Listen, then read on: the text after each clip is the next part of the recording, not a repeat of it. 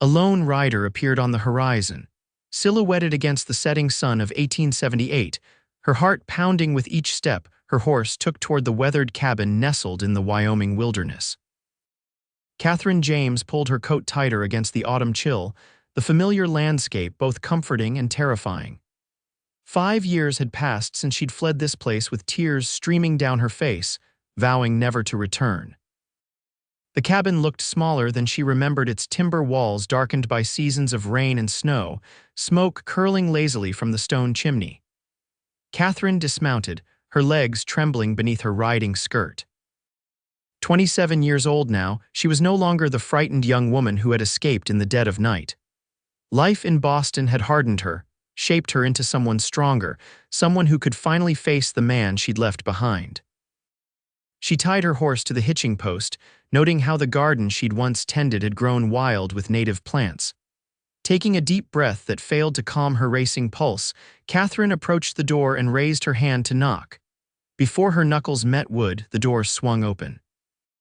Samuel Mackenzie stood before her, his 6-foot frame filling the doorway. His chestnut hair was longer now, streaked with premature silver at the temples. The same intense green eyes that had haunted her dreams for 5 years widened in disbelief. Catherine. His voice was rough, as if he'd spoken her name 1,000 times in his solitude. "Hello, Samuel." The words barely escaped her throat. For a moment neither moved. Then, with deliberate slowness, Samuel stepped forward, strong arms encircling her waist, pulling her against his chest as naturally as if no time had passed at all. "You still fit in my arms," he whispered into her hair, his voice breaking. "After all these years, you still fit perfectly." Catherine allowed herself one moment of weakness, inhaling the familiar scent of pine and leather before gently pushing away. "I need to talk to you, Samuel. It's important." His face hardened slightly, but he stepped aside, gesturing her into the cabin he'd built with his own hands, the cabin that was supposed to be their home. The interior was much as she remembered. A stone fireplace dominated one wall, its flames casting dancing shadows across the simple furniture. A wooden table with 4 chairs stood in the center, a single plate and cup evidence of his solitary meal. The bookshelf she'd insisted upon still held volumes of poetry and practical guides to ranching. It was as if time had frozen here while rushing forward elsewhere. "Would you like some coffee?" Samuel asked, his voice carefully neutral as he moved to the cast iron stove. "Please." Catherine removed her riding gloves, placing them on the table before unfastening her coat. She noticed his eyes following her movements, cataloging the changes 5 years had wrought. "You look well," he said, pouring water into the coffee pot. "Boston must agree with you, it was educational," she replied, choosing her words carefully. "I've been working as a school teacher." Samuel nodded, his broad shoulders tense beneath his faded blue shirt. "Always knew you had a mind for teaching. The children around these parts have been missing out." The implied accusation hung in the air between them. Catherine winced but forced herself to meet his gaze. "I didn't come to talk about my teaching, Samuel." "Then why did you come back, Catherine?" He placed the coffee pot on the stove with more force than necessary. 5 years without a word, and suddenly you appear on my doorstep. I think I deserve some explanation." Catherine's fingers twisted together in her lap. "I received a letter from Mary Henderson. She said you were in trouble." His expression darkened. "Mary should mind her own business. Are you?" Catherine pressed. "In trouble?" Samuel turned away, stirring the coffee grounds with sharp, angry movements. "Nothing I can't handle." "That's not what I heard." Catherine stood, moving closer to him despite her better judgment. "I heard the Blackwell Gang is after your land and that they've threatened your life. And you rode all the way from Boston because of that." His laugh was bitter. "I'm touched by your concern, but I've been dealing with men like Blackwell for years without your help." The coffee began to boil, and Samuel poured 2 cups, handing one to Catherine without meeting her eyes. Their fingers brushed, and she felt the same electric current that had always sparked between them. "I came because..." She paused, searching for words. "Because despite everything, I couldn't bear the thought of you facing this alone. You had no problem leaving me alone before." The words were quiet but cut deeper than any shout. Catherine flinched. "That's not fair, Samuel." "Fair." He slammed his cup down, coffee sloshing over the rim. Was it fair when I woke up to find you gone with nothing but a note saying you couldn't do this anymore? Was it fair when I rode for 3 days straight to catch the eastbound train, only to be told you'd specifically asked them not to reveal your destination? I was 22 and scared. Catherine's voice rose to match his. You wanted to build a life out here in the wilderness, miles from civilization. You wanted children right away. I wasn't ready. You could have told me that, Samuel said, his anger giving way to the hurt that had clearly festered for years. We could have figured something out together. Catherine sank back into the chair, the weight of her past decisions pressing down on her shoulders. I know that now. I was wrong to leave the way I did. Samuel leaned against the wall, studying her face in the firelight. So why come back now, really? The Blackwell Gang isn't anything new. Catherine took a deep breath. This was the moment she'd rehearsed countless times on the long journey west. Because I made a mistake. Because even after 5 years in Boston, surrounded by everything I thought I wanted, culture, education, society, I never stopped thinking about you, about us. The silence stretched between them, filled only by the crackling of the fire and the distant howl of a coyote. That's not good enough, Samuel finally said, his voice low. Not after 5 years, Catherine nodded, blinking back tears. I know. I don't expect you to forgive me or to welcome me back into your life, but at least let me help you with Blackwell, then I'll go if that's what you want. Samuel ran a hand through his hair, a gesture so familiar it made Catherine's heart ache. And how exactly do you plan to help? Teaching the Blackwell Gang their letters. Despite everything, a small smile tugged at Catherine's lips. I may have been a schoolteacher in Boston, but I'm still the girl who could outshoot most of the men in Sweetwater County. For the first time, a hint of amusement crossed Samuel's face. You were always full of surprises, Kath. The old nickname sent a pang through her chest. I still am. Samuel studied her for a long moment, then seemed to come to a decision. You can take the bed, I'll sleep by the fire. I don't want to put you out, it's late, and it's not safe to travel after dark. We'll figure out the rest tomorrow. His tone left no room for argument. Catherine nodded, suddenly aware of how exhausted she was after days of hard travel. Thank you. As she settled into the bed that still smelled faintly of pine and leather, Catherine stared at the ceiling, listening to Samuel moving around the cabin, banking the fire for the night. So much remained unsaid between them, wounds still raw despite the years. But she was here now, and for better or worse, she wouldn't run away this time. Morning arrived with golden light streaming through the cabin's windows. Catherine awoke disoriented, momentarily forgetting where she was until her eyes landed on Samuel's form, already up and moving about the cabin. He was stoking the fire, his back to her, unaware she was watching. She allowed herself a moment to study him, the way his shoulders moved beneath his shirt, the careful precision of his hands as he worked. 5 years had added new lines to his face, a new weariness to his movements, but he was still undeniably the man she had fallen in love with at 19. Good morning, she said softly, sitting up. Samuel turned, his expression guarded. Morning, coffee's ready if you want some. Thank you. Catherine rose, smoothing her rumpled traveling clothes as best she could. She'd packed light for the journey, with only the essentials in her saddlebags. They moved around each other awkwardly, both hyper-aware of the other's presence in the small space. Catherine accepted the offered cup of coffee, their fingers careful not to touch this time. I need to check on the herd, Samuel said after a tense silence. You're welcome to come along if you'd like, Catherine nodded. I'll saddle my horse. Outside, the morning was crisp and clear, the vast Wyoming landscape stretching to the horizon. Catherine breathed deeply, surprised by how much she had missed the clean mountain air after years in smoky Boston. They rode side by side, keeping a respectable distance between their horses. Samuel's ranch had grown since she'd left. More cattle dotted the hillsides, and a new corral stood near the barn. You've done well for yourself, Catherine observed, genuine admiration in her voice. Samuel shrugged. Had nothing else to focus on. The implied accusation stung, but Catherine knew she deserved it. The ranch was always your dream. Not just mine, he replied quietly. At least I didn't think so. Before Catherine could respond, Samuel stiffened in his saddle, eyes narrowing as he scanned the distant tree line. Hold up. Catherine followed his gaze, spotting 3 riders emerging from the forest edge. Blackwell's men, Samuel nodded grimly. Been coming around more often lately, testing my boundaries. What do they want? My water rights, mostly. My land controls access to the best section of Clear Creek. Blackwell's been buying up neighboring properties, but this place is the key to controlling water for the whole valley. The riders approached slowly, deliberately. Catherine recognized the intimidation tactic for what it was. "Catherine," Samuel said in a low, urgent voice, "ride back to the cabin. I'm not leaving you out here alone. This isn't your fight. It is now." She straightened in her saddle, chin lifting in the stubborn gesture he'd once claimed both infuriated and captivated him. Samuel looked like he wanted to argue further, but the riders were close now, three rough-looking men, their expressions hidden beneath the brims of their hats. "Mackenzie," the lead rider called out, a tall man with a scar running from his left eye to his jaw. "Thought we made ourselves clear yesterday." "You did, Jenkins," Samuel replied evenly. "And I thought I made myself clear too. This land isn't for sale."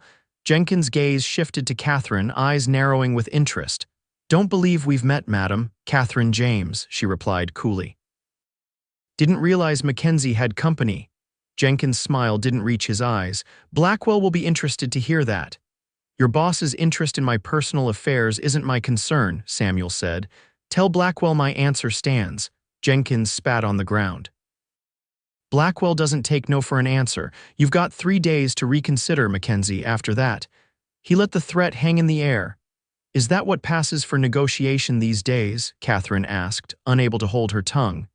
Thinly veiled threats from hired thugs. Samuel shot her a warning glance, but Jenkins merely laughed. "Got yourself a fiery one, Mackenzie. Better teach her some manners before she gets you in even more trouble." He touched the brim of his hat in mock courtesy. 3 days. The three men wheeled their horses around and rode off, kicking up dust in their wake. "You shouldn't have provoked them," Samuel said once they were out of earshot. "And you shouldn't be facing them alone," Catherine countered. "How long has this been going on?" Samuel sighed, nudging his horse forward. 6 months or so. Blackwell moved into the territory last year, started buying up struggling ranches. When he couldn't buy me out, he started making life difficult. How? Cattle going missing, fences cut. One of my barns mysteriously caught fire last month. Samuel's jaw tightened. "Nothing I can prove, of course." "Have you gone to the sheriff?" "Sheriff Daniels is in Blackwell's pocket." Samuel shook his head. "I'm on my own here, Kath. Which is why you should head back to Boston once we get to town. I appreciate the concern, but there's nothing you can do." Catherine's spine stiffened. "I'm not going anywhere, Samuel. This isn't Boston with its rules and civilization. Men like Blackwell don't play fair." "Neither do I when necessary." She met his gaze steadily. "I didn't come all this way just to turn around at the first sign of trouble." Samuel studied her face, searching for something weakness, perhaps, or the fear that had driven her away years ago. Whatever he saw made him sigh in resignation. "You always were stubborn as a mule." "I learned from the best," she replied, a hint of their old banter creeping into her voice. The ghost of a smile crossed his face before disappearing. "Come on, we need to check the north pasture before heading back." They spent the rest of the morning riding the boundaries of Samuel's property. Catherine was impressed by how much he'd accomplished alone: new fencing, expanded grazing lands, a small but healthy herd of cattle. "You've built something beautiful here," she said as they crested a hill overlooking the valley. Samuel gazed at the landscape, pride and worry battling in his expression. "Everything I have is tied up in this land, if Blackwell gets his way." "He won't," Catherine said with more confidence than she felt. "We'll find a way to stop him." Samuel turned to her, his eyes searching her face. "Why did you really come back, Catherine? The truth this time?" She looked away, watching an eagle soar over the distant mountains. "I told you you could have sent money if you were worried. You could have contacted the territorial governor. You didn't need to come yourself." Catherine took a deep breath. "I missed you," she admitted quietly. "Every day for 5 years I missed you. I tried to build a new life, tried to convince myself I'd made the right choice, but what? But I was wrong." She finally met his gaze. "I was young and scared of being trapped in a life I wasn't ready for. I thought Boston would give me everything I wanted: education, independence, purpose. And it did for a while, but something was always missing." "Me," Samuel's voice was skeptical. "You, this." She gestured to the vast landscape around them. The freedom I didn't recognize when I had it. The love I was too frightened to trust. Samuel was silent for a long moment. That's a pretty speech, Catherine, but words come easy after 5 years of silence. I know, she whispered. I know I hurt you and I know I don't deserve your forgiveness, but I'm here now and I want to help. After that, well, after that is up to you.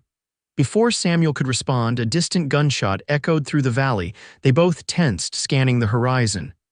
That came from the direction of the cabin, Samuel said, already wheeling his horse around. They rode hard, pushing their mounts to their limits. As they approached the cabin, Catherine spotted a plume of smoke rising from behind it. The storage shed, Samuel growled, spurring his horse faster. They reached the cabin to find the small shed engulfed in flames. Samuel leapt from his horse and ran to the water pump, grabbing a bucket. "Help me," he shouted, and Catherine was already there, taking the filled bucket and passing it to him while she worked the pump for another.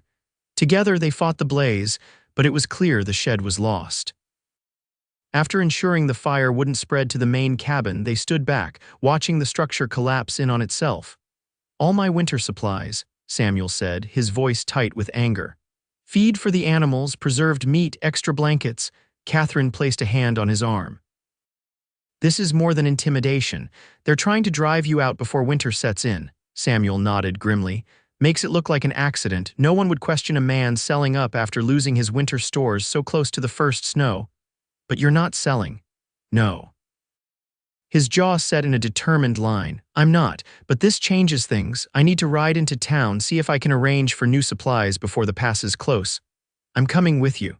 Samuel looked like he wanted to argue, but after a moment he nodded. "We'll leave at first light tomorrow." It's a half-day's ride to Sweetwater. They spent the rest of the day salvaging what they could from the burned shed and securing the cabin. By nightfall they were both exhausted, covered in soot and sweat. "You should wash up first," Samuel said, gesturing to the water he'd heated on the stove. "I'll see about fixing us something to eat." Catherine nodded gratefully, taking the offered soap and towel behind the privacy screen in the corner, another addition since she'd left. As she cleaned away the day's grime, she listened to Samuel moving around the kitchen area, the familiar sounds bringing back memories of happier times. They ate a simple meal of beans and bacon in relative silence, both too tired for conversation. It wasn't until they were sitting by the fire, cups of coffee in hand, that Samuel spoke again. "What will you do after this is settled?" he asked, his voice carefully neutral. "Go back to Boston." Catherine stared into the flames. "I don't know. I resigned my teaching position before I left. There's nothing waiting for me there. And here," Samuel's eyes reflected the firelight. "What's waiting for you here, Catherine?" She met his gaze steadily. "That depends on you, doesn't it?" Samuel looked away, his knuckles white around his coffee cup. "I can't do this again. I can't watch you leave twice." "I'm not asking you to take me back," Catherine said softly. "I know I forfeited that right long ago, but I'd like a chance to prove that I've changed, that I understand now what I was too foolish to see before. And if I can't give you that chance?" The question hung between them, heavy with the weight of their shared past. "Then I'll respect your decision," she said finally, "but I'm still going to help you deal with Blackwell first." Samuel studied her face for a long moment, then nodded slowly. "One day at a time, then." "One day at a time," Catherine agreed, relief washing through her that he hadn't immediately rejected the possibility.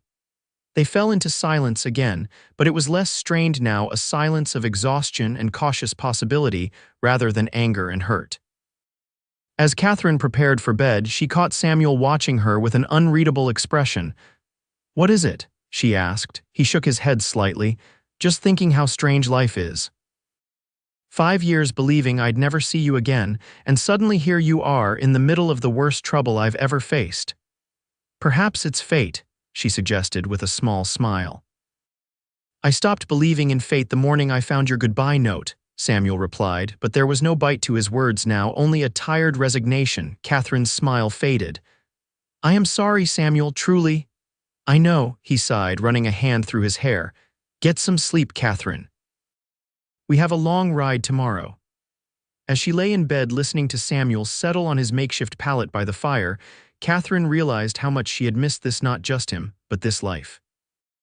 The honest exhaustion after a day of physical labor, the simple comforts of a warm fire and a solid roof, the vast silence of the wilderness outside. Boston, with all its refinements and diversions, had never given her this sense of peace. Dawn came early, gray light filtering through the cabin windows as Catherine and Samuel prepared for their journey to town. They moved around each other with the awkward dance of former intimates, careful not to touch, hyper-aware of each other's presence. Samuel loaded his rifle and secured it to his saddle.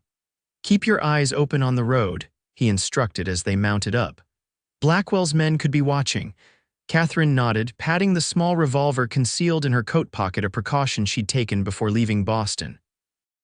They rode side by side through the crisp morning air, the mountains looming blue and majestic in the distance. Neither spoke much, but the silence was companionable rather than tense. As they crested a hill overlooking a winding creek, Samuel suddenly reined his horse to a stop. "Look there," he said quietly, pointing to a stand of cottonwoods near the water. Catherine followed his gaze, spotting a thin column of smoke rising among the trees. "Campfire," Samuel nodded grimly, "and right on my property line. Blackwell's men, let's find out." Samuel nudged his horse forward, keeping to the ridge where they would be less visible. They approached cautiously, dismounting and securing their horses before continuing on foot. As they neared the trees, voices became audible, men arguing over something, their tones aggressive. Samuel motioned for Catherine to stay low as they crept closer. Through the underbrush, they could make out 3 men, not Jenkins and his companions from yesterday, but different men, rougher looking, with the hard eyes of hired guns. "Said to wait for his signal," one was saying, a stocky man with a pockmarked face. "I ain't sitting around for another day," replied another, tall and rail-thin with a patchy beard. "Mackenzie's not selling and Blackwell knows it. We should just burn him out tonight and be done with it." "And risk hanging if the territorial marshal gets involved," the third man countered. "Blackwell's not paying us enough for that." Samuel's jaw tightened and Catherine placed a warning hand on his arm. He glanced at her, nodded once, then motioned for them to retreat. Once they were safely back with their horses, Samuel's expression was thunderous. "They're planning to burn me out. We need to get to the sheriff," Catherine insisted. "Even if he's in Blackwell's pocket, he can't ignore a direct threat like this." Samuel laughed bitterly. "You've been away too long, Kath. Out here the law is whatever the man with the most money or the most guns says it is." "Then what do you suggest?" He checked his rifle, his movements precise and controlled. "We continue to town, stock up on supplies, and prepare for whatever comes. Maybe send a telegram to the territorial marshal in Cheyenne, though he likely won't arrive in time to help. And if they come tonight," Samuel's eyes met hers, hard with determination, "then we'll be ready for them." The remainder of their journey passed without incident, though Catherine felt eyes watching them from the hills several times. When they finally rode into Sweetwater, she was struck by how much the town had grown in her absence. What had been a dusty outpost of a dozen buildings had expanded to a proper settlement, with a new hotel, a bank, and several additional businesses lining the main street. "It's changed," she murmured as they rode past the schoolhouse, a building that hadn't existed when she left. "The railroad spur came through last year," Samuel explained. "Brought new people, new money. And new problems." "Blackwell came with the railroad," he confirmed. "Claims to represent Eastern investors, but no one's ever seen them. Some say he's just using their money to build his own empire out here." They tied their horses in front of the general store, and Catherine couldn't help noticing how people stared as they entered, some with surprise, others with undisguised curiosity. "Is that Catherine James?" She heard someone whisper, thought she ran off to the east years ago. Wonder what brings her back to Mackenzie's side now. Samuel ignored the murmurs, but Catherine felt her cheeks warm. She had known returning would cause gossip, but facing it directly was more difficult than she'd anticipated. The storekeeper, Oliver Peterson, did a double take when he saw her. "Well, I'll be Catherine James. Never thought I'd see you back in these parts." "Hello, Mr. Peterson," she replied with as much dignity as she could muster. "It's good to see you again." The older man's eyes darted between her and Samuel, clearly curious but too polite to ask the obvious questions. "What can I do for you folks today?" Samuel handed over a list.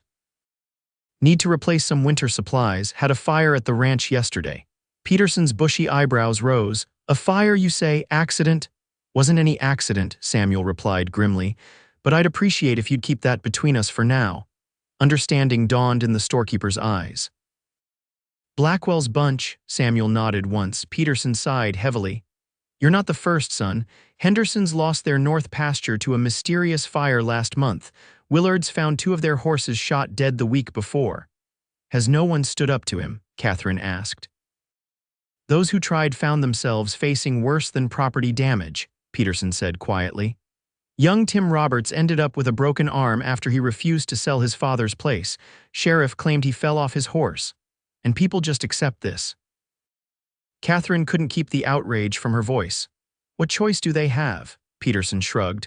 Blackwell has money, men, and the law in his pocket. Most folks just want to live in peace. At the cost of their dignity and land, Samuel muttered. Not everyone has your backbone, Mackenzie, Peterson said, gathering items from Samuel's list. Or your stubbornness. While Samuel discussed supplies, Catherine wandered the store, reacquainting herself with the familiar goods. She paused at a shelf of books, running her fingers along their spines. You always did love reading, came a female voice behind her. Catherine turned to find Mary Henderson watching her with a mixture of wariness and warmth. At 30, Mary had been Catherine's closest friend in Sweetwater before she'd left for Boston. Mary, Catherine said, genuine pleasure in her voice, it's wonderful to see you. Is it? Mary asked softly. 5 years without so much as a letter, Catherine. Catherine winced, I know. I should have written. Yes, you should have. Mary's expression softened slightly. But I'm glad you came when I wrote about Samuel. He wouldn't have asked for help himself. No, he wouldn't, Catherine agreed, glancing toward where Samuel was deep in conversation with Peterson. How bad is it really, Mary? With Blackwell, Mary looked around nervously before lowering her voice. Worse than most will admit. 3 families have been driven out this month alone. Frank Miller was found beaten half to death after he spoke out at a town meeting, and there are rumors. What rumors? That Blackwell isn't just after land. They say he's found gold in the hills north of Samuel's property. That's why he's so determined to control the water rights. He needs it for mining. Catherine's eyes widened. Does Samuel know? It's just talk, Mary cautioned. But it would explain Blackwell's particular interest in your and Samuel's land. Catherine absorbed this information, mind racing with implications. If true, it meant Blackwell had even more incentive to force Samuel out and would likely employ increasingly desperate measures to do so. Mary, I need a favor, Catherine said suddenly. Is your husband still the telegraph operator? Mary nodded. Going on 6 years now. I need to send a telegram to the territorial governor, today if possible. Mary's eyebrows rose. The governor? Catherine, what are you planning? Something that might help Samuel and everyone else Blackwell has terrorized, Catherine replied, but I need to do it quickly and without drawing attention. Mary studied her face for a moment, then nodded decisively. Come by the telegraph office in an hour. I'll make sure James gives you privacy. Thank you, Catherine said, squeezing her friend's hand gratefully. Just don't disappear for another 5 years without saying goodbye, Mary replied with a sad smile before slipping away to continue her shopping. Catherine rejoined Samuel at the counter, where Peterson was tallying their purchases. That's going to be quite a load, the storekeeper was saying. Sure you can transport all this back to the ranch today? We'll manage, Samuel replied, counting out money from a worn leather pouch. I could have it delivered tomorrow, Peterson offered. My boy could bring the wagon out.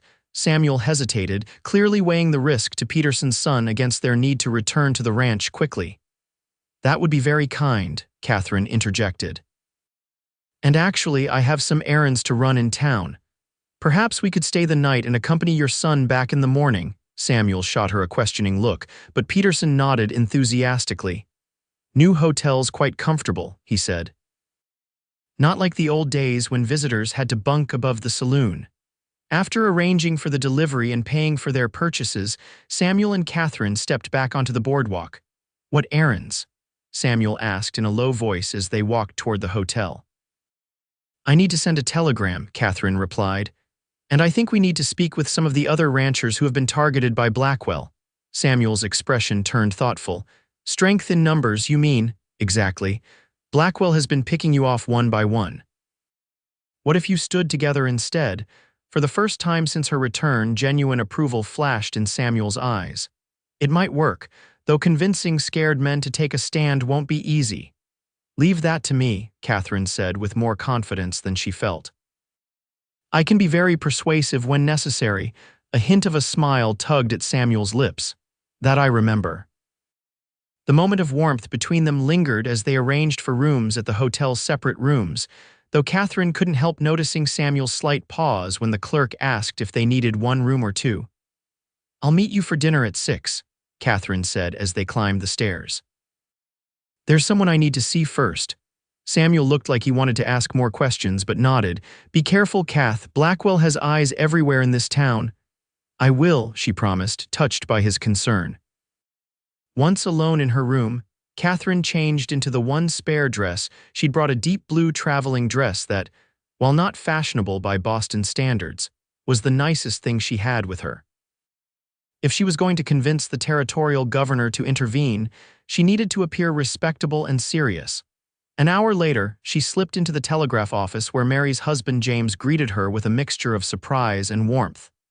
Catherine James, he said, shaking her hand. Mary said you'd be coming by. Been a long time. Too long, Catherine admitted. I need to send a telegram to Governor Hoyt in Cheyenne, privately if possible. James nodded, glancing toward the door. Office is officially closed for lunch. Take your time. Catherine composed her message carefully, explaining the situation with Blackwell, the threats against multiple ranchers, and the corruption of the local sheriff. She emphasized the potential for violence and requested immediate intervention from the territorial marshal's office. That's going to cost a pretty penny, James warned when she handed over the lengthy message. It's worth it, Catherine replied, counting out the money. I'll send it right away, James promised. Though I should warn you the governor's office isn't always quick to respond to troubles out here. Then I'll keep sending telegrams until they do, Catherine said firmly. Her next stop was the Willard Ranch, where she hoped to begin building the alliance Samuel would need. The Willards had been friends of Catherine's parents, and she hoped that connection might open doors that would otherwise remain closed. Martha Willard's face registered shock when she opened the door to find Catherine on her porch. Catherine James. Good heavens, child, what brings you back to Wyoming? Hello, Mrs. Willard, Catherine smiled warmly. I'm afraid it's not a social call. I need to speak with you and Mr. Willard about Harold Blackwell. Martha's expression immediately shuddered. I don't think my husband will want to discuss that man. Please, Catherine pressed. It's important. Samuel Mackenzie's ranch is being threatened, and I've heard yours has been targeted as well. At the mention of Samuel, Martha's resistance wavered. Like many in the community, she had watched the young couple's romance blossom and had been dismayed when Catherine fled east. Come in, she said finally, but I can't promise Robert will agree to help. We've lost enough already. Robert Willard was indeed reluctant to discuss Blackwell, but as Catherine outlined her plan for the ranchers to stand together against the common threat, his interest grew.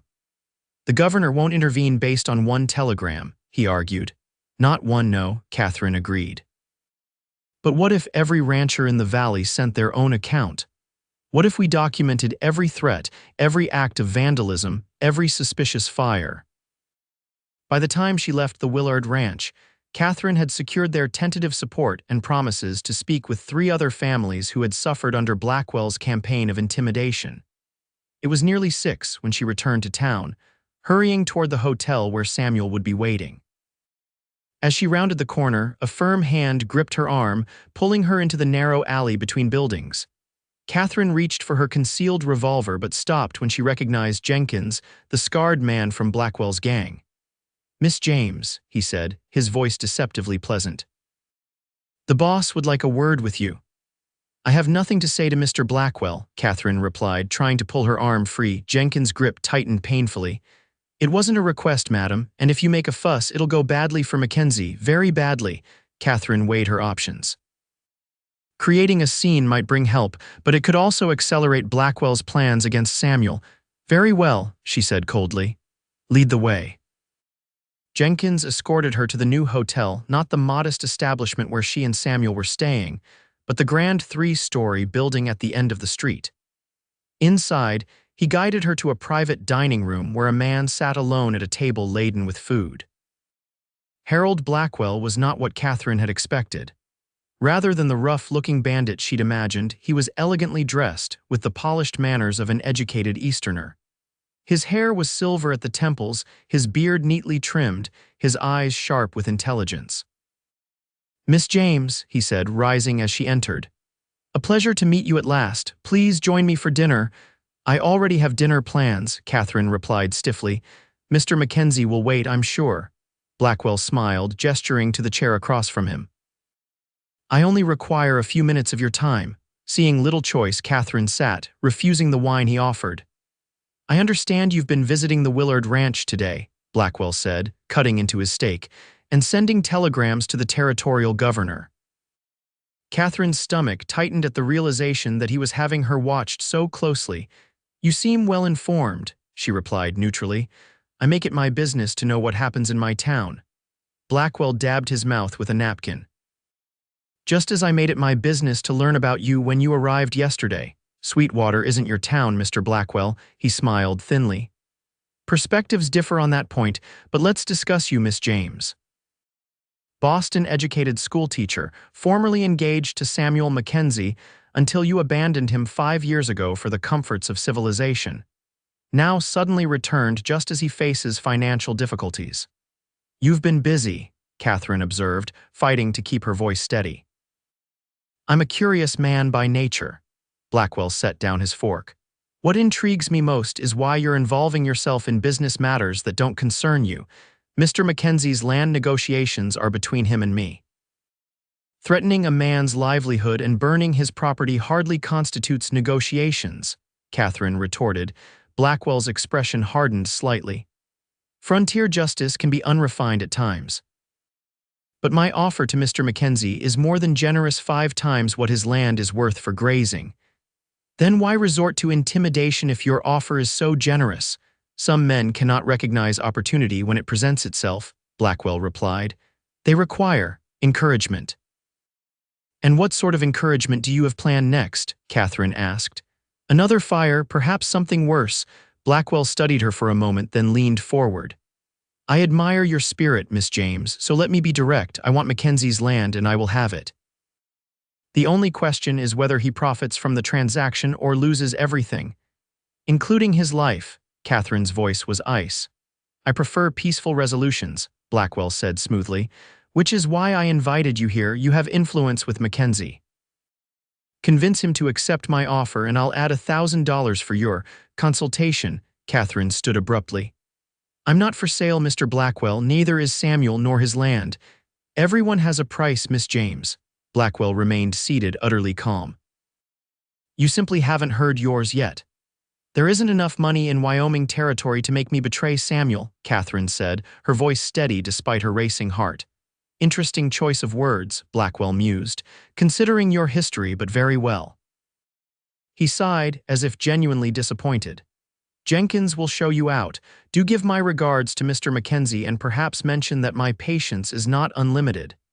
As Jenkins escorted her from the hotel, Catherine's mind raced. Blackwell was more dangerous than she had realized, not a common thug, but a calculating businessman with resources and connections. Whatever he wanted Samuel's land for, it was worth far more than he was offering. Samuel was pacing the hotel lobby when she arrived, his face tight with worry. "Where have you been?" he demanded, relief and anger mingling in his voice. "I was about to form a search party." "I'm sorry," Catherine said, taking his arm and guiding him away from curious ears. "We need to talk privately." In Samuel's hotel room, she recounted her meetings with the Willards, her telegram to the governor, and finally, her unsettling encounter with Blackwell. Samuel listened intently, his expression darkening when she described being forcibly escorted to meet Blackwell. "He could have hurt you," he said, his voice rough with barely contained fury, "or worse."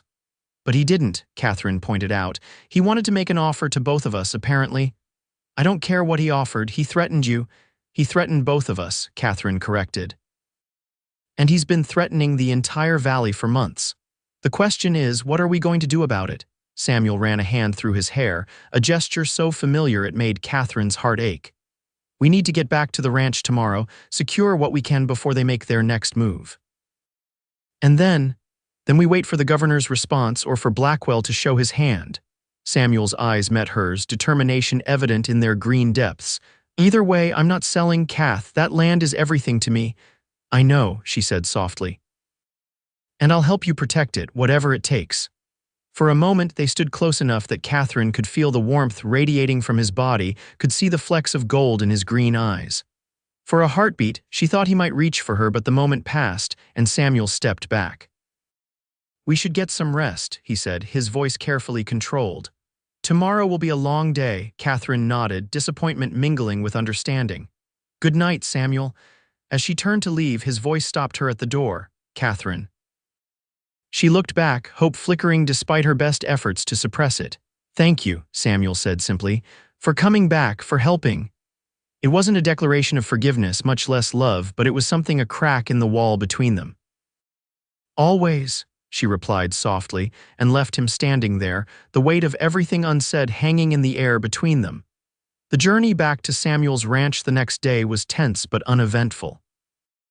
They rode alongside Peterson's wagon, loaded with supplies, maintaining a vigilant watch for Blackwell's men. By mid-afternoon, they crested the final hill, the cabin coming into view nestled against the backdrop of towering pines. Catherine felt a wave of relief at the sight. No smoke, no sign of disturbance. The cabin stood just as they had left it. Looks peaceful enough, Peterson's son remarked as they approached. Looks can be deceiving, Samuel replied, his eyes scanning the tree line. Let's get these supplies unloaded and secured before dark. They worked efficiently, transferring food, ammunition, tools, and winter clothing from the wagon to the cabin and new storage areas Samuel had prepared. Peterson's son departed before sunset, promising to relay any news from town if the governor responded to Catherine's telegram. As twilight descended, Catherine and Samuel sat on the cabin's porch, rifles across their laps, watching the purpling sky. Do you think they'll come tonight? Catherine asked, her breath visible in the cooling air. Samuel shook his head. Not tonight.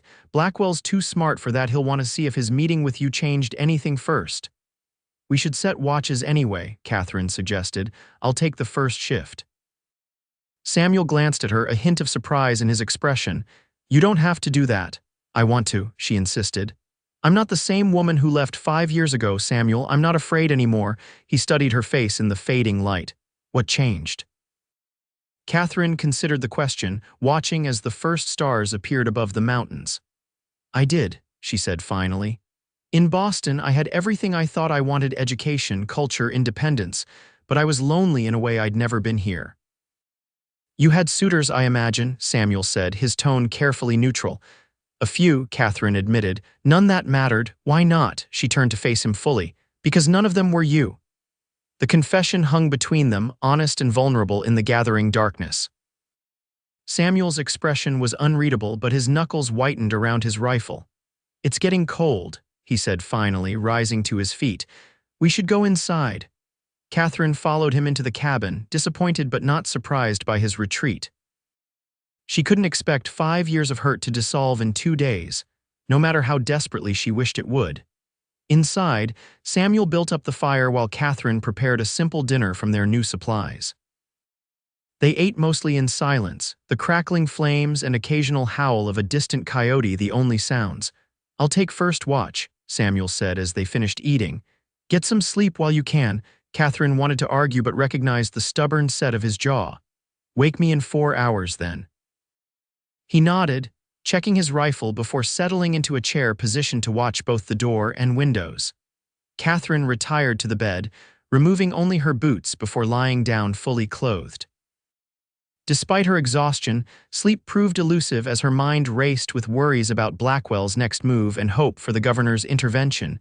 She must have dozed eventually, because she woke with a start to Samuel's hand on her shoulder.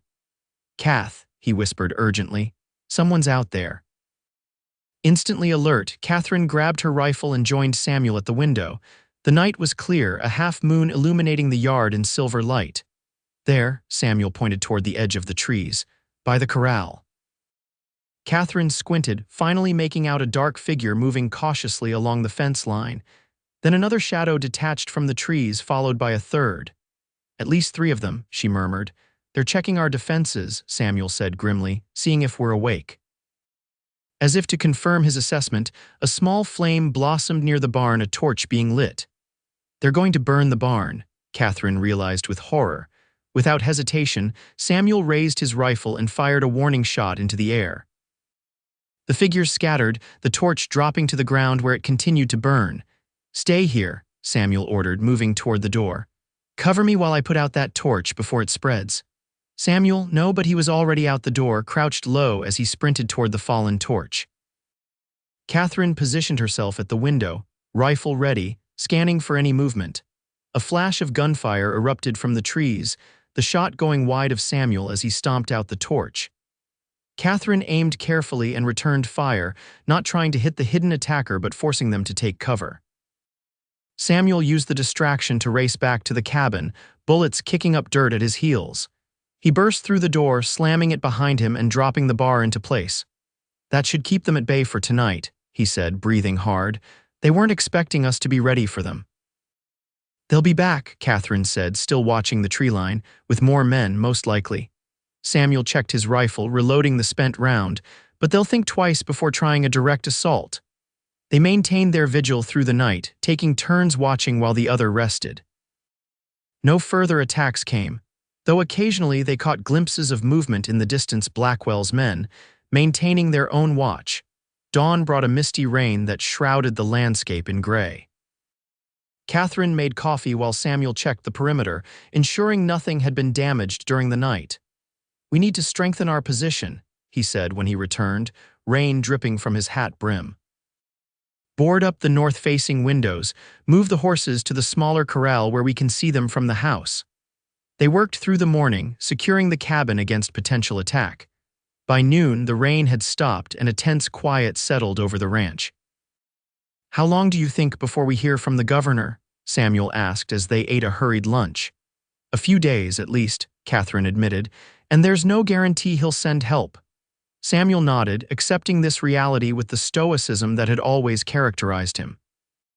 "Then we prepare for the worst and hope for the best. The Willards may have convinced others to stand with us by now," Catherine offered, "if enough ranchers band together."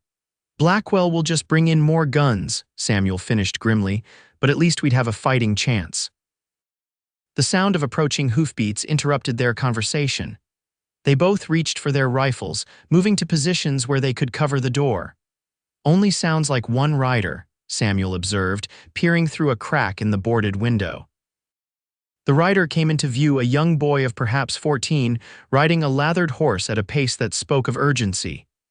"It's Tommy Henderson," Samuel said with surprise, recognizing Mary's son. "Something's wrong."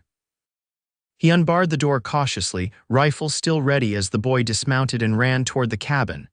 "Mr. Mackenzie," Tommy called, waving a paper. "Ma sent me with this telegram for Miss James, said it's important." Catherine joined Samuel at the door as the boy handed over the folded paper. "Come inside, Tommy," Samuel said, scanning the horizon. "Rest your horse and yourself before heading back." Inside, Catherine unfolded the telegram with trembling fingers, hope and dread warring within her. "Received your message. Stop Territorial Marshal Davidson. Dispatched to investigate. Stop expected arrival Sweetwater. 3 days. Stop gather evidence and witnesses. Stop Governor Hoyt." Relief washed over her. The governor responded. "He's sending the marshal."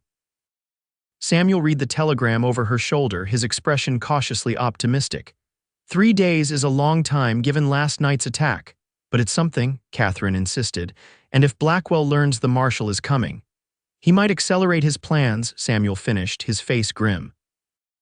"We need to get word to the others, warn them to be especially vigilant until the marshal arrives."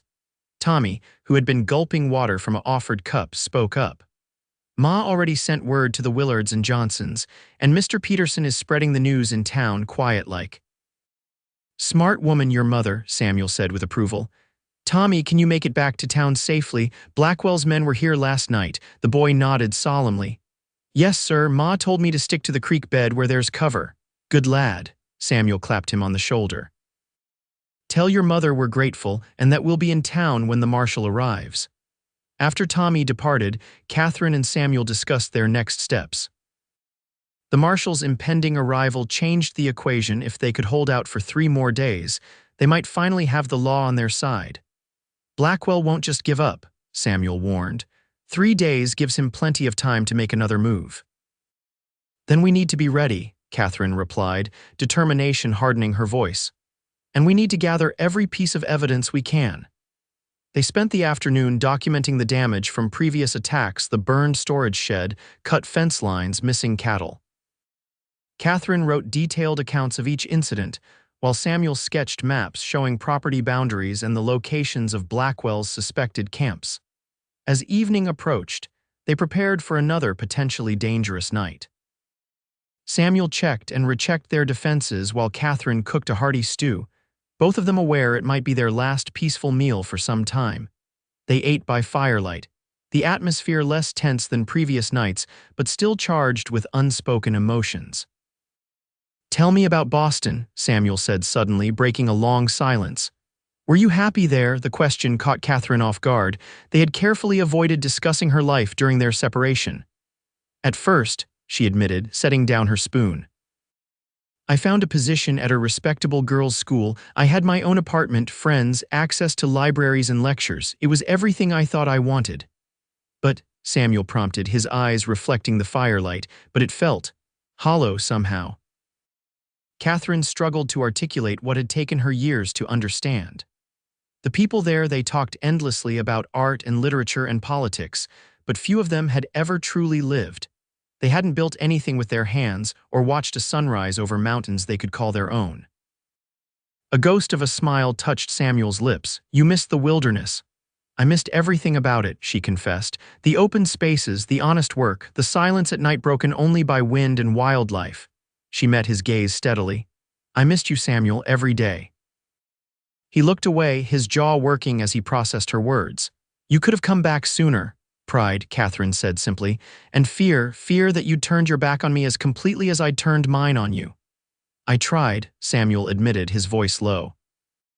"God knows I tried to forget you, to hate you even, but—" When he didn't continue, Catherine prompted gently, "But—" Samuel's green eyes returned to hers, something vulnerable flickering in their depths. "But you were everywhere, in every corner of this cabin, in every plan I made for the future. I'd catch myself turning to tell you something, only to remember you weren't there." Catherine's heart squeezed painfully. "I'm sorry, Samuel, so sorry for the pain I caused." "Why did you really leave, Kath?" he asked, the question he'd been holding back since her return. "Was it just fear of being trapped, or was there something else? Something about me?" "No," she said firmly. "Never about you. I was 22 and terrified of making the wrong choice, of waking up 10 years later with regrets and resentments. I'd watched my mother fade away on a frontier homestead, her dreams of something more slowly dying until she was just a shell. I never wanted that for you," Samuel said quietly. "I would have done anything to make you happy." "I know that now," Catherine whispered. "I was too young to understand then that freedom isn't about where you are, it's about who you're with and the choices you make together." The confession hung between them, raw and honest in the flickering light. Samuel reached across the table, his fingers hesitantly brushing hers. "And now?" he asked, his voice rough with emotion. "What do you want now, Catherine?" Before she could answer, a shot rang out in the darkness, the bullet splintering the window frame inches from Samuel's head. They both dove to the floor as more shots followed, peppering the cabin's exterior. "Stay down," Samuel shouted, crawling toward his rifle. Catherine followed his lead, keeping low as she retrieved her own weapon. "How many do you think?" "More than last night," Samuel replied grimly, risking a quick glance through a gap in the boarded window. "At least 6, maybe more." The shooting paused briefly, and a voice called out from the darkness.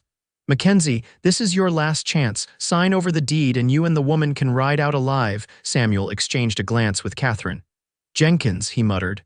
"What do we do?" Catherine whispered, heart pounding.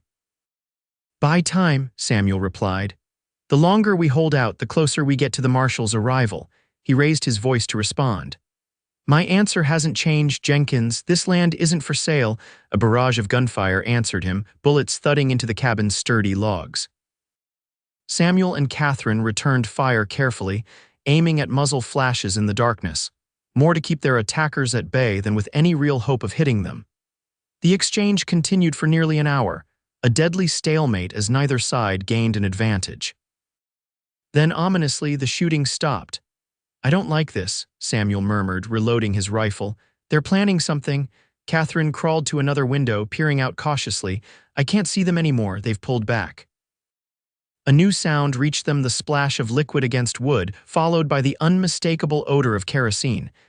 "They're going to burn us out," Samuel realized, his face hardening with determination.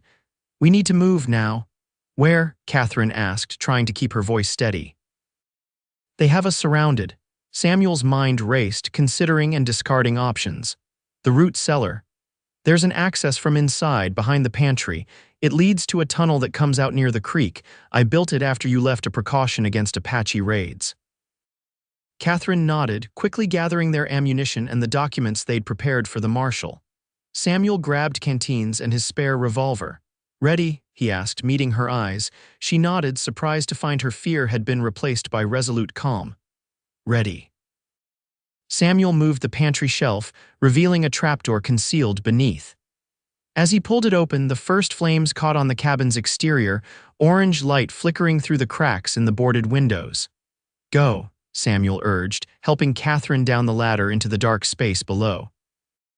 He followed quickly, pulling the trapdoor shut above them. The root cellar was cool and earthy, shelves lined with preserved vegetables and fruits. Samuel lit a small lantern, keeping the flame low. "This way," he whispered, leading her to the back wall where a narrow tunnel had been dug into the earth, supported by timber beams. They crawled through the tight space, the sounds of the burning cabin growing fainter behind them. After what felt like an eternity, the tunnel began to slope upward, finally ending at another trapdoor concealed beneath bushes near the creek. Samuel cautiously pushed it open, scanning the area before helping Catherine out. From their position, they could see the cabin fully engulfed in flames, Blackwell's men silhouetted against the inferno. "They think we're still inside," Catherine whispered in horror. Samuel's face was grim in the firelight. "Let them think it. It gives us an advantage. Where do we go now?" "The Hendersons' place is closest," Samuel decided. "We can get fresh horses there, then make for town. If Blackwell believes we died in the fire, we might catch him off guard when the marshal arrives." They moved silently through the night, keeping to the creek bed where their tracks would be hard to follow. Catherine's heart ached as she glanced back at the burning cabin, Samuel's home, the place that should have been their home, reduced to ash and embers. "I'm sorry about your cabin," she said softly as they paused to rest in a stand of trees. Samuel's expression was hard to read in the darkness. "It's just wood and nails, Kath. It can be rebuilt. Everything you worked for." "Not everything," he corrected, his hand finding hers in the darkness. "The land is still there, and so are we." His fingers tightened around hers, warm and reassuring. In that moment, despite the danger surrounding them, Catherine felt a flutter of hope. Whatever came next, they would face it together. They reached the Henderson ranch before dawn, Mary's shocked face greeting them at the door. "Sweet heaven," she gasped, ushering them inside. "We saw the fire from here, thought for sure you were." She couldn't finish the sentence. "Blackwell thinks we are," Samuel explained as they collapsed into chairs at the kitchen table. "And for now, that's an advantage we need to keep." Mary brought them food and coffee while her husband James saddled fresh horses. By first light, they were ready to depart for town, dressed in borrowed clothes and armed with the Hendersons' spare rifles. "The marshal should arrive tomorrow," Mary reminded them. "But be careful, Blackwell has men watching all the roads into town." "We'll take the old mining trail," Samuel decided. "Longer route, but less visible." They rode hard through the day, taking a circuitous path that kept them hidden from the main roads. By nightfall, they had reached the outskirts of Sweetwater, approaching from the north where the abandoned mining operations provided cover. "We need a safe place to stay," Catherine said as they dismounted in a stand of trees overlooking the town. "Somewhere Blackwell wouldn't think to look." Samuel nodded, his expression thoughtful. "The church. Pastor Wilson has rooms in the back for traveling preachers, and he was never one to bow to men like Blackwell." They waited until full dark before slipping into town, avoiding the main street and keeping to shadows. The church stood on the edge of town, its white steeple gleaming in the moonlight. Samuel knocked softly on the side door, relief washing over his face when Pastor Wilson himself answered. The elderly pastor's eyes widened at the sight of them. Samuel Mackenzie and Catherine James. "We heard you both perished in a fire." "That's what Blackwell thinks," Samuel replied in a low voice. "And we'd like to keep it that way until the marshal arrives." Understanding dawned in the pastor's kind eyes. "Come in quickly, I have a room where you'll be safe." Inside, Pastor Wilson led them to a small chamber behind the sanctuary, furnished simply with 2 narrow beds, a table, and a washstand. "No one will look for you here," he assured them. "I'll bring food shortly. Rest now, you look exhausted." When he had gone, Catherine sank onto one of the beds, the events of the past 24 hours finally catching up with her. Samuel remained standing, peering through the small window that overlooked the churchyard. "Do you think it will work?" Catherine asked quietly. "Surprising Blackwell when the marshal arrives." Samuel turned from the window, his expression resolute. "It has to. We have evidence, witnesses, and now attempted murder to add to his crimes. Even a corrupt sheriff can't ignore that with a territorial marshal present." Catherine nodded, trying to share his confidence. "And afterward? When this is over," the question hung between them, not just about Blackwell and the land, but about them, about possibilities neither had dared voice since her return. Samuel crossed the small room to sit beside her on the bed, close enough that their shoulders touched. "I've been thinking about that," he said, his voice low and intimate in the quiet room. "About what comes after." "And," Catherine prompted, her heart beating faster. Samuel took her hand, his calloused fingers gentle against her skin. "5 years ago, I wanted to build a life with you. That hasn't changed, Kath. Despite everything, despite the hurt and the time apart, I never stopped loving you." Tears welled in Catherine's eyes. "I never stopped loving you either, even when I tried to convince myself I had." Samuel's free hand came up to brush a tear from her cheek. "I can't promise it will be easy. We both have scars and rebuilding trust takes time, but if you're willing to try." "I am," Catherine whispered, leaning into his touch. "More than anything." In the soft shadows of the church room, Samuel's lips found hers tentative at first, then with growing certainty. It was a kiss of reconciliation, of promise, of a future neither had dared hope for just days ago. When they finally parted, Samuel rested his forehead against hers. "You still fit in my arms," he murmured, echoing his words from when she first returned. "You always will." Pastor Wilson's discreet knock interrupted the moment. He brought a tray of food and news. The marshal was expected by noon the following day, and rumor had it Blackwell was planning to leave town that same morning. Business concluded now that the troublesome Mackenzie was presumably dead. "Perfect timing," Samuel said with grim satisfaction. "He won't be expecting us to rise from the ashes." They spent the night in the church room, taking turns keeping watch while the other rested. By morning, word had spread through town that the territorial marshal was approaching from the east, accompanied by 2 deputies. "It's time," Samuel said, checking his revolver one last time. "Are you ready?" Catherine nodded, squaring her shoulders. "Let's finish this." They left the church separately, Samuel through the back, Catherine through the side door, and made their way toward the main street where the marshal would arrive. As they had hoped, Blackwell's men were scrambling, loading wagons and horses in front of the Grand Hotel. Catherine positioned herself on the boardwalk outside the general store, while Samuel took up a spot near the sheriff's office. They had agreed to wait for the marshal before confronting Blackwell. Their testimony would be more powerful with the law already present. At precisely noon, Marshal Davidson rode into Sweetwater, his presence commanding immediate attention. A tall man with iron gray hair and a weathered face, he carried himself with the confident authority of someone accustomed to bringing order to chaos. Blackwell emerged from the hotel just as the marshal dismounted, his usual composure slipping slightly at the sight of federal law enforcement. It was the moment they had been waiting for. Samuel stepped into the street, directly in Blackwell's path. "Going somewhere, Blackwell." He called loud enough for everyone to hear. The effect was immediate and dramatic. Blackwell froze, his face draining of color as if he truly had seen a ghost. His men reached for their weapons, only to hesitate when Catherine emerged from the other side, rifle trained steadily on Blackwell. "Marshal Davidson," Samuel called, not taking his eyes off Blackwell. I'm Samuel Mackenzie. This man ordered his men to burn my ranch with my companion and me inside it 2 nights ago.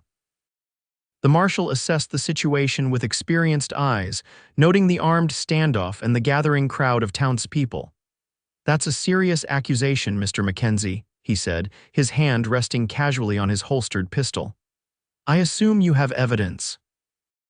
Witnesses, documentation, and the testimony of a dozen ranchers who have been similarly threatened, Catherine replied, stepping forward with the papers they had salvaged from the cabin. Blackwell recovered quickly, his smooth demeanor returning. Marshal, these allegations are absurd. Mr. Mackenzie has apparently been harboring a grudge since I made a generous offer for his property, an offer he refused. An offer backed by threats and violence, Samuel countered. Ask Sheriff Daniels why he's ignored complaints from every rancher in the valley. Ask him who's been paying him to look the other way. All eyes turned to Sheriff Daniels, who had emerged from his office at the commotion. The man's nervous glance toward Blackwell was all the confirmation the marshal needed. I think we have some talking to do, Sheriff, Marshal Davidson said coldly. You too, Mr. Blackwell. I suggest everyone lower their weapons and we continue this conversation inside. For a tense moment, it seemed Blackwell might resist. His eyes darted to his men, calculating odds. But with the marshal and his deputies present, and the growing crowd of townspeople, many armed and clearly supportive of Samuel, the math didn't favor violence. This isn't over, Mackenzie, Blackwell said quietly as he was escorted into the sheriff's office. Yes, Samuel replied with quiet certainty. It is. The next hours passed in a flurry of testimonies and documentation. Ranchers arrived from throughout the valley, each with their own story of Blackwell's intimidation tactics. By evening, the marshal had enough evidence to arrest both Blackwell and Sheriff Daniels on multiple charges, from corruption to attempted murder. The territorial court will convene next month in Cheyenne. Marshal Davidson informed them as Blackwell and his men were secured in the jail. I'll need you both to testify. We'll be there, Samuel promised, his hand finding Catherine's. With Blackwell in custody and his men disarmed, a sense of relief spread through Sweetwater. The saloon filled with celebrating ranchers, but Samuel and Catherine declined invitations to join them, preferring the quiet of the church room where they had spent the previous night. It's really over, Catherine said wonderingly as they sat side by side on the narrow bed. I can hardly believe it. Not quite over, Samuel corrected gently. The cabin is gone. The ranch will need rebuilding before winter sets in. Catherine turned to face him, taking both his hands in hers. We'll rebuild it together if that's still what you want. Samuel's eyes softened as he looked at her. There's nothing I want more, Kath, but are you sure? It won't be the life you had in Boston, no theaters or lectures, just hard work and wide open spaces. I've never been more sure of anything, Catherine replied with absolute certainty. Boston taught me what I don't need. You and the ranch showed me what I do. I want a life with you, Samuel, building something together, facing whatever comes our way as partners. Samuel cupped her face in his hands, his expression one of wonder and devotion. I love you, Catherine James. I never stopped, not for one day. And I love you, Samuel Mackenzie, she whispered back, enough to spend the rest of my life proving it. Their kiss sealed the promise, not the end of their story, but the beginning of a new chapter written together. 2 months later, Catherine stood on the porch of the newly rebuilt cabin, watching as Samuel returned from checking the herd.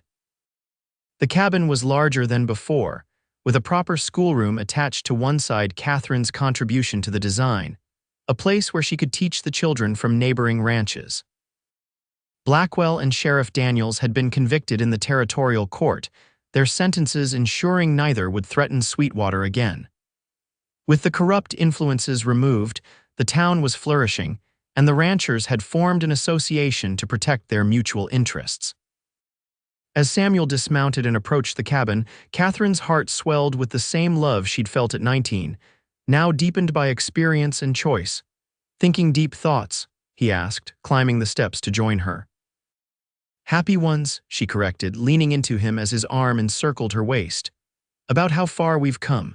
Samuel pressed a kiss to her temple. And how far we have yet to go. Catherine turned in his embrace, her arms sliding around his neck. Together.